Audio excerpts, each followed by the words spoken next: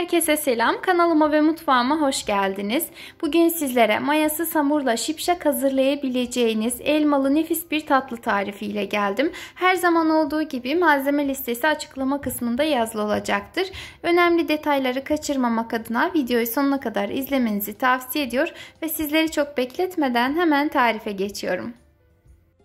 Tarifimiz için bir adet yumurtayı uygun bir çırpma kabının içerisine alıp üzerine 1 çay bardağı yoğurt, kullandığım çay bardağı 125 mililitredir.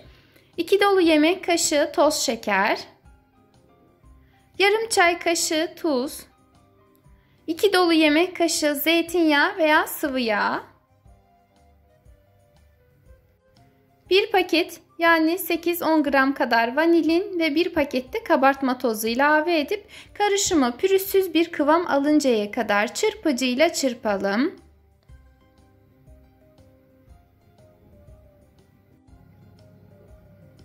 Son olarak 1,5 su bardağı da un ilavesi yapalım. Bu aşamada kullandığım su bardağımın ölçüsü 200 mililitredir. Şimdi bir spatula ile güzelce karıştıralım. Bu aşamada dilerseniz elinizle de yoğurabilirsiniz ama gerek kalmayacaktır. Spatula ile veya kaşıkla istediğiniz kıvama getirebileceksiniz. Hamurumuz şöyle ele yapışan yumuşacık bir hamur olmalı. Ve hamurumuz artık hazır oldu. Onu bir kenara alalım. Geçelim bir adet elmanın kabuğunu çok ince bir şekilde soymaya. Bu aşamada özellikle kırmızı elma kullanmamanızı tavsiye ediyorum. Çünkü kırmızı elma çok çabuk kararacağından hamurunuzun rengini değiştirebilir. Ve elmamızı soyup hazırladık. Şimdi rendenin ince gözünden geçirelim.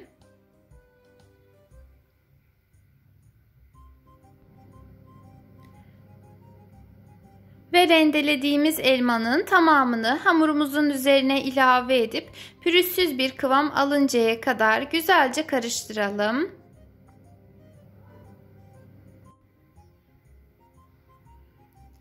Sonuç olarak hamurumuzun kıvamı şu anda ekranda gördüğünüz gibi olmalı. Tarife birebir uyarsanız bu kıvamı yakalarsınız. Şimdi hazır olan hamuru bir kenara alalım. Yarım litrelik bir su şişesi alıp şişenin kapağını eski bir bıçağın ucunu ısıtarak yuvarlak olacak şekilde keselim.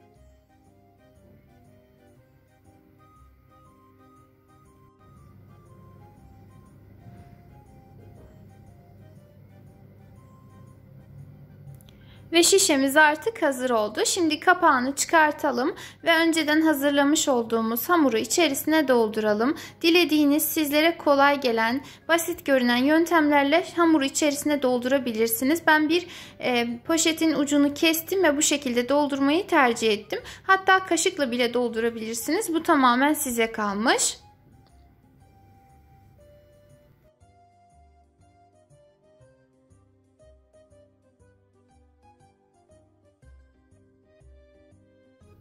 Hamurun tamamını şişenin içerisine doldurduktan sonra kapağını sıkıca kapatalım. Şöyle artık hazır oldu. Şimdi geçelim pişirmeye. Bunun için uygun bir tavayı ocağa alıp içerisine bolca sıvı yağ ilave edelim ve yağ kaynama derecesine kadar ısıtalım. Daha sonra hamurdan içerisine sıkarak makasla keselim. Her defasında makasınızın ucunu kaynar yağa bandırırsanız keserken zorluk yaşamazsınız. Bu arada hamuru ilk sıktığınızda hamurumuz mayalı olmadığı için şekli sizlere bozuk görünebilir. Sizi kesinlikle korkutmasın. Pişmeye başladıkça kendiliğinden yuvarlak ve güzel bir şekil almaya başlayacaklar.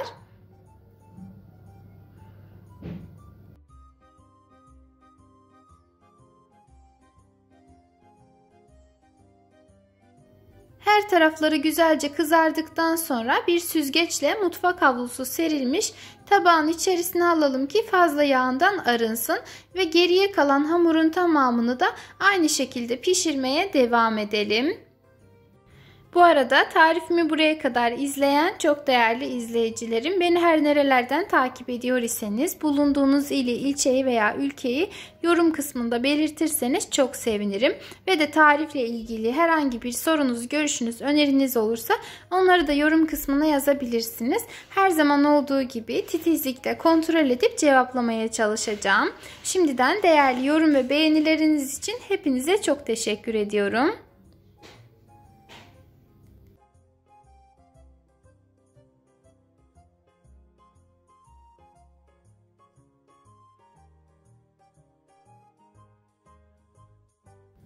Hamurun tamamını kızarttıktan sonra yanımıza boş bir kase veya tabak alıp içerisine yarım çay bardağı kadar toz şeker ilavesi yapalım. Üzerine ise bir dolu tatlı kaşığı toz tarçın ekleyip güzelce karıştıralım.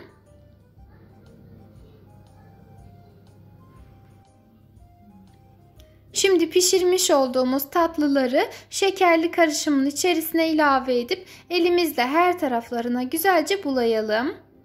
Eğer tarçın sevmiyor iseniz kullanmayabilirsiniz veya sadece üzerine tarçın serpiştirip de tüketebilirsiniz. Yani sevip sevmediğiniz malzemeleri çıkartmak veya eklemek tamamen size kalmış.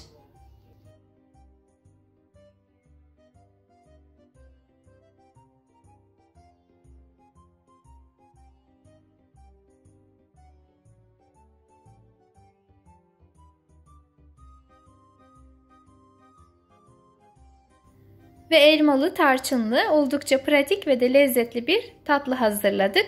Umarım tarifimi denersiniz. Eğer beğendiyseniz bana destek olmak adına videomu beğenebilir, emoji dahi olsa yorum bırakabilir ve de görmesini istediğiniz arkadaşlarınız ve sevdiklerinizle paylaşabilirsiniz.